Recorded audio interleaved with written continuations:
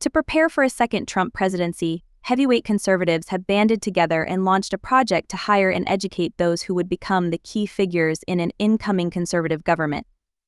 Project 2025 details across more than 900 pages how Trump and his allies could dismantle and disrupt the U.S. government.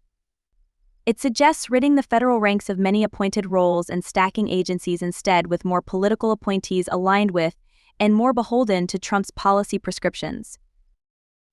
Led by the right-wing Heritage Foundation, the project showcases a federal government that cracks down intensely on immigration, vanquishes LGBTQ and abortion rights, diminishes environmental protections, overhauls financial policy, and takes aggressive action against China. Trump recently attempted to distance himself from the project after the Heritage president, Kevin Roberts, commented that the U.S. was in the process of the Second American Revolution, which will remain bloodless if the left allows it to be. But, as many in both parties have noted, Trump's policies align heavily with Project 2025, which includes a host of former Trump officials and allies as authors and promoters. His attempt at disavowal also came as Democrats in the Biden campaign have brought more attention to Project 2025 and its aims as a way to inform voters of what could come with a second Trump term. Kamala Harris, the vice president and Democratic candidate for president, has cited Project 2025 in recent speeches and statements as evidence of why voters need to return a Democrat to the White House. Donald Trump wants to take our country backward, Harris said in a speech in Milwaukee on 23 July. He and his extreme Project 2025 agenda will weaken the middle class. Like, we know we got to take this seriously, and can you believe they put that thing in writing? Read it, it's 900 pages. What is Project 2025? Project 2025 has 4 pillars to extend conservative influence throughout the U.S. government, starting with a lengthy roadmap. Alongside the document, the group is creating a database of potential personnel for an incoming Trump administration, as well as training them on how the government should work as part of a presidential administration academy. The final step will be a presidential transition playbook that seeks to help the next president hit the ground running once he takes office. Project 2025's guidebook, called Mandate for Leadership: The Conservative Promise, steps through government agencies one by one, laying out ways an incoming conservative president could do away with Biden administration directives and organize around right-wing ideals. The ideas in the Conservative Manifesto, published early last year, were the culmination of dozens of right-wing groups and are written in many cases by Trump allies or former Trump appointees.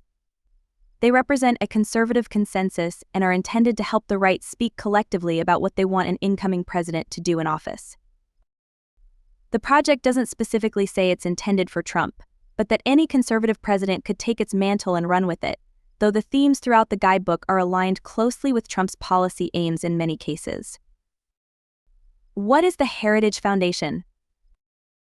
The Heritage Foundation, an influential think tank on the right, has created similar presidential roadmaps in the past, most notably the first Mandate for Leadership that heavily influenced Ronald Reagan's administration in 1981.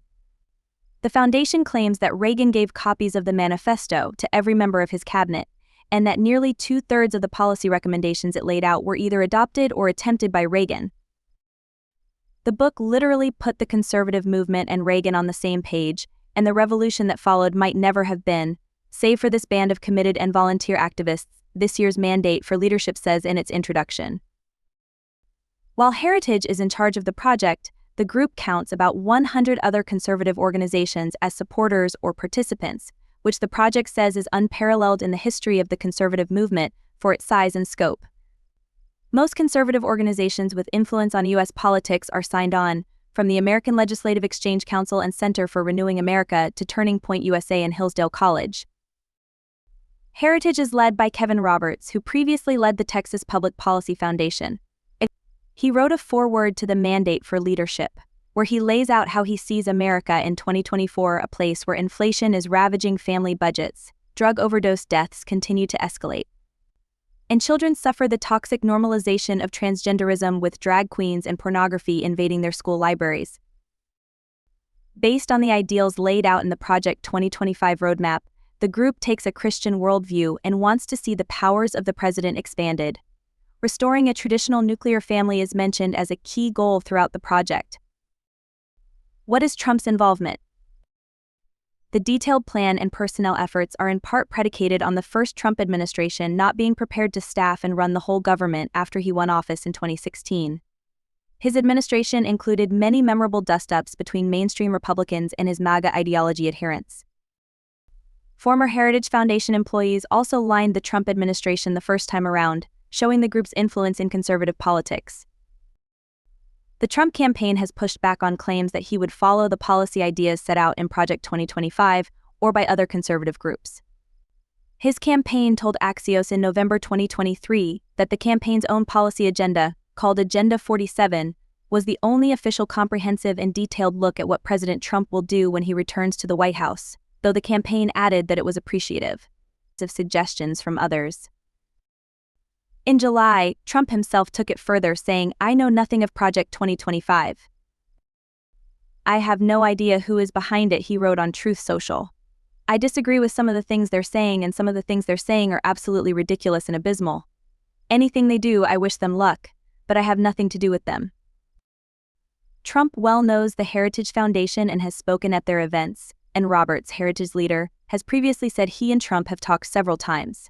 Project 2025's authors and supporters contain a ton of former Trump administration officials.